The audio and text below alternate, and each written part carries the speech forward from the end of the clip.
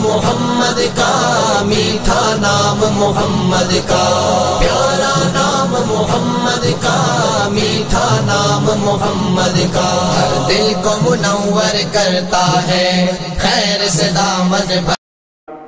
اس وقت دنیا کے اندر 1 کروڑ حافظ قرآن موجود ہیں، 1 کروڑ حافظ قرآن موجود ہیں، اور پوری دنیا میں سب سے زیادہ حافظ آپ کے ملک پاکستان کے اندر بنتے ہیں الحمدللہ۔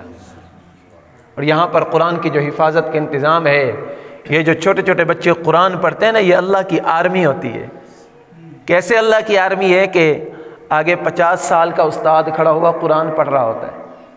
رمضان المبارک میں آپ لوگ دیکھتے ہیں نا کہ قرآن پڑھ رہے ہیں، قرآن کے اندر وہ غلطی کرتا ہے نا، پیچھے 7 سال کا بچہ بھی اگر حافظ کرے تو اپنے استاد کو ٹوکے گا، استاد جی آپ کا احترام اپنی جگہ پر، ابو جی آپ کا احترام اپنی جگہ پر، دادا جی آپ کا احترام اپنی جگہ پر، لیکن میں خدا کے قرآن کے اندر آپ کو غلطی نہیں کرنے دوں گا۔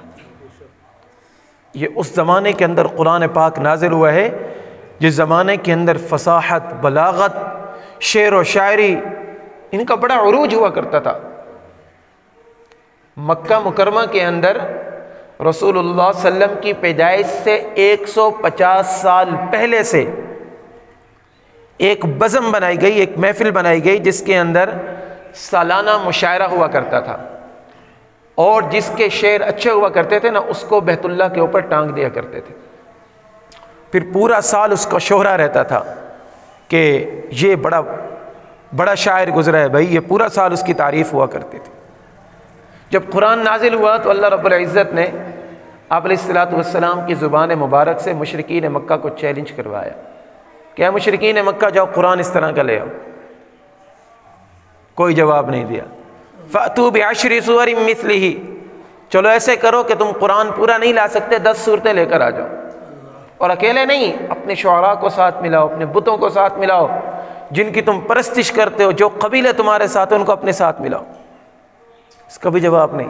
پھر فرمایا فَأْتُوا بِسُورَةٍ مِّن مِّثْلِهِ، اور کچھ نہیں لا سکتے، قرآن کی ایک صورت ہے اِنَّا أَعْطَيْنَاكَ الْكَوْثَرَ فَصَلِّ لِرَبِّكَ وَانْحَرْ إِنَّ شَانِئَكَ هُوَ الْأَبْتَرُ، اس کے مقابلے کے اندر کوئی کلام لے کر آ جاؤ۔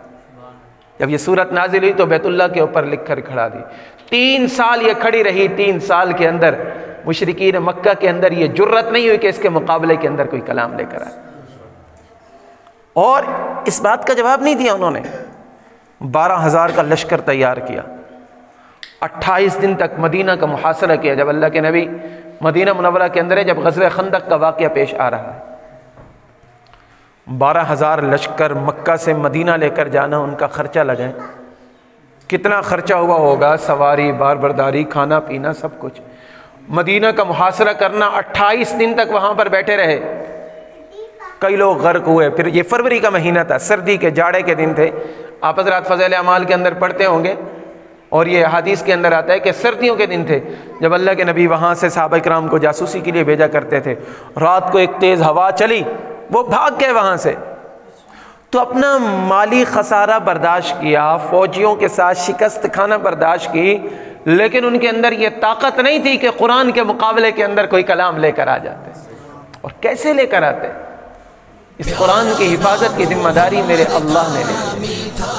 اِنَّا نَحْنُ نَزَّلْنَا الذِّكْرَ وَإِنَّا لَهُ لَحَافِظُونَ، اور محمد کا ہر دل کو منور کرتا ہے، خیر سے دامن